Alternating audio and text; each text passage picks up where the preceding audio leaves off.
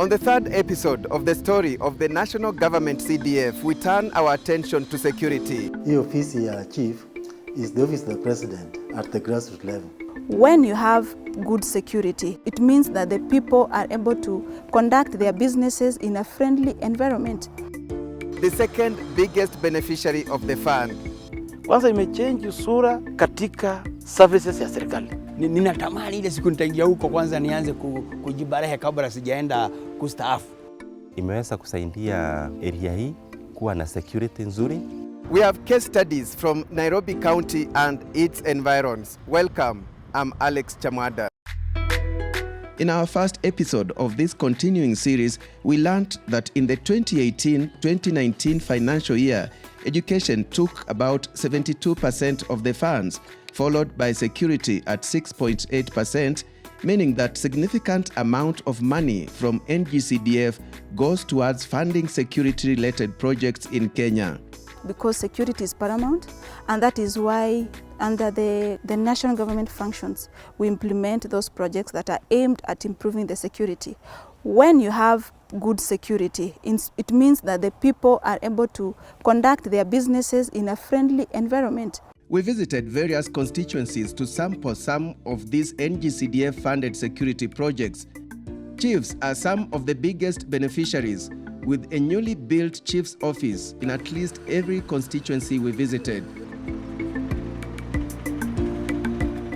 In Thika Town constituency, for example, we learned that this simple mud structure had been serving as the area chief's office in Goliva location since 1966 until March this year, when this new modern facility was commissioned for use. Hii ofisi yetu, it is very updated.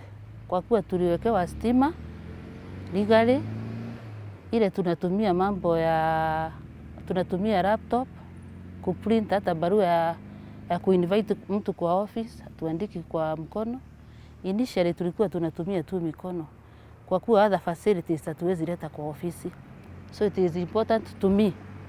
Security wise, naona hata milango yake ni ile ya chuma, dirisha, na ile area imejengewa hata it is being fenced. Kwa hivyo hata ukiacha document ya serikali kwa ofisi, huwezi lala kwa nyumba yako ukihofia. Mtu alikuwa anagonga hivi imwagike. So it's not all that strong. Naona mchanga imemwagika. Na vile mmepata haijapanguzwa kwa sababu hatutumii sasa, tumehama. The fund has also seen construction of chief's offices in areas that had none. Hii ofisi hapa mnaona ya chief's office hakukuwa naye, na tulikuwa tunasumbuka sana kwa sababu watu walikuwa wanatoka all the way from Kibiko mpaka Ngong kwa sababu ya usaidizi ya chief. Lakini kwa sasa wakati CDF iliingilia, wametujengea hii ofisi mzuri hivi mnaona, na imekuwa usaidizi kwa sababu ilileta usaidizi mashinani.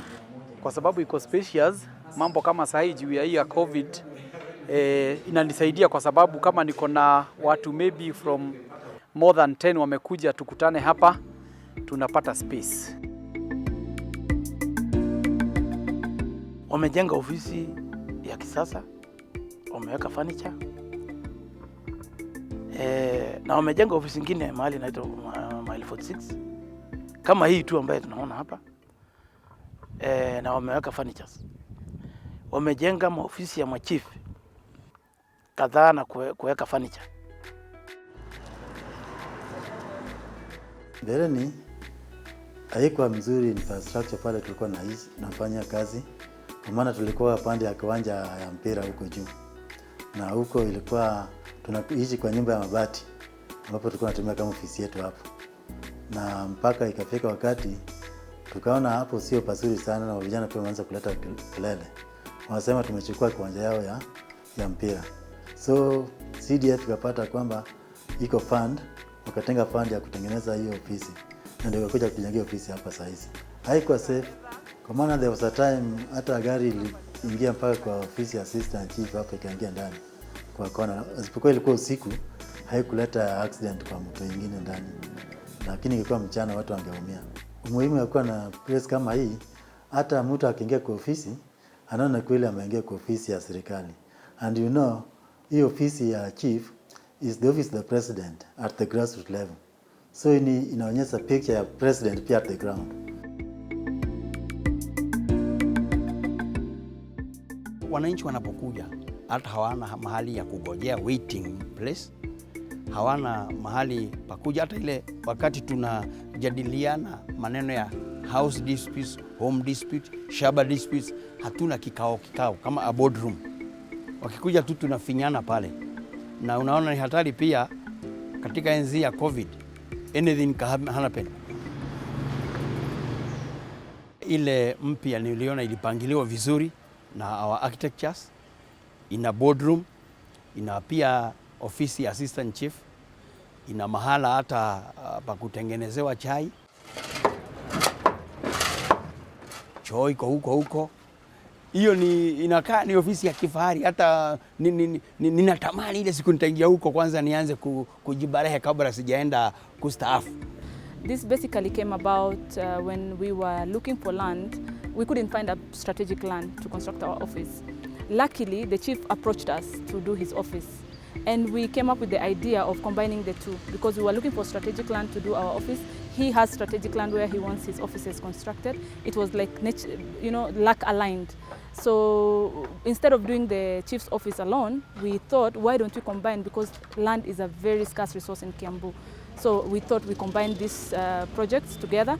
While we were doing that, we also realized there are no other land to do even youth empowerment centers, ICT hubs, which was in our program, yet we could not find, government land to do it on. So this all aligned. So when we were doing the plan, we came up with an idea of doing a multi-story building which will house all these facilities together. So on the ground floor, there will be chief's offices, the assistant chief's offices. On the first floor, there will be the CDF offices. The second floor will house the office of the constituency office and office of the area MP. And then the other 3 floors will have the Youth Empowerment Center, ICT Hub Center, and other incubation centers that we are still putting together. Police stations and police posts are other security components that have benefited from the fund. Kabla hii facility ijengwa hapa, kulikuwa na kesi mingi sana za uhalifu ambayo wakati tuliletewa hii police station hapa ikajengwa, tuliweza kuwa na askari wengi, na because hii area ni kubwa, tumeweza kucover at least all the places, na tumeweza kuleta huo uhalifu ukarudi chini. So sahi even the wananchi themselves, they are proud because wanaweza kukaa hii mahali yao wakiwa na usalama. Na sisi wenyewe, because we can be able to discharge our duties tukiwa mahali pazuri. They have funded this Muonyene police post. Yes. And the facility will really give a positive impact to the residents of this place. Yes. So this one is one of the newly built station. Yes. And we are really proud of it because it will give a positive impact. Yes. The crime we expect to go low because of the station being located to this place. Yes. Still, we have another police post which has been funded by the CDF.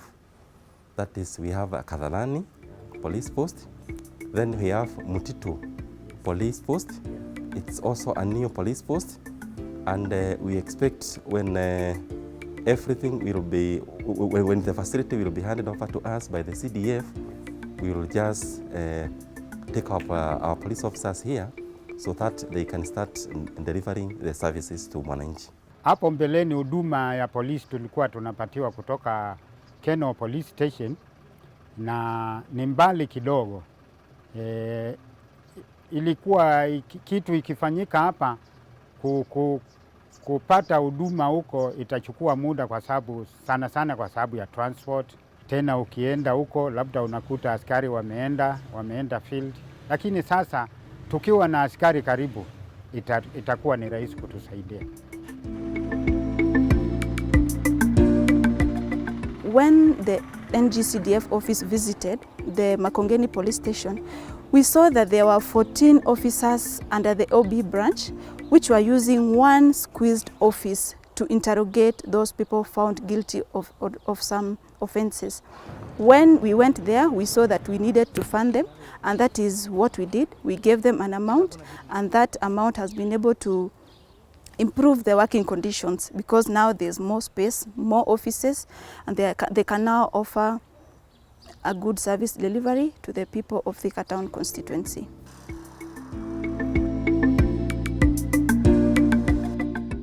And the scope is wider. In Kajiado Central, stakeholders in this prison facility share their story of NG-CDF. We've done some units for the prison wardens to avoid going to town or looking for rental houses.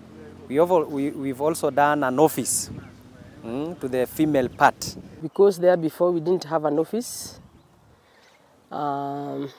We used to operate from that small office there, and it is also a guard room. It is also a store where we used to keep our things there. But we applied for the CDF funds. We wrote a proposal, and we were considered for these funds. Then we were given these funds, and we constructed this office here, as you can see. It has brought a lot of good impact, because as you can see, when you come here now, you feel that you are in a good office. This is a good officer in charge's office, unlike the other one. It is not cold. You know, this place is very cold, especially in the mornings and evenings. So when you are there, you just feel that you're in a good place. Such projects in the past would be funded through fundraisers, commonly known as harambes in Kenya. But NG-CDF has proved to be a great relief away from the harambes. CDF came at a time when, previous to the CDF, members of parliament had a really hard time. It was the harambe. If you want to do a dispensary, it is harambe. If you want to do a school, it's harambe. If you want to do a market, it's harambe. So members of parliament at that time had a big relief that at least there's somewhere you could run to for things which should already be harambe. You used to go to your pocket. Worse still, Wajiko, as it were, has to sell her sheep or something in order to get money to contribute to the harambe so that her children can go to school. Wananchi were overburdened and were fatigued with the harambes. And the harambes had even sometimes led into corruption. The money raised in harambe, ended up in private, persons' pockets because there was no accountability, there was no audit, there was nothing to check how much has been contributed and how much has been spent on a particular project. Siku hizi ukisikiza kusema kweli Bwana Chamwada, utakuta harambee, visa vya harambee viko lakini vichache sana. Labda watu kisa kuchangia mambo yale ya kijamii kama harusi, mazishi, lakini kuita wananchi wachangia harambee imepungua sana. Kwa sababu gani? Ni mchango ambao ulioletwa na hazina hii. Members of the public should understand that the resources that we give to the constituencies are intended for development of their areas. So it's their duty to ensure that those resources are optimally used, and they can also maintain an eye and demand accountability from the way the projects are being undertaken. With that, we come to the end of the third episode of the NG-CDF story. Join us next week in the last episode as we look at lessons learned so far and possible areas of improvement. Many thanks for watching.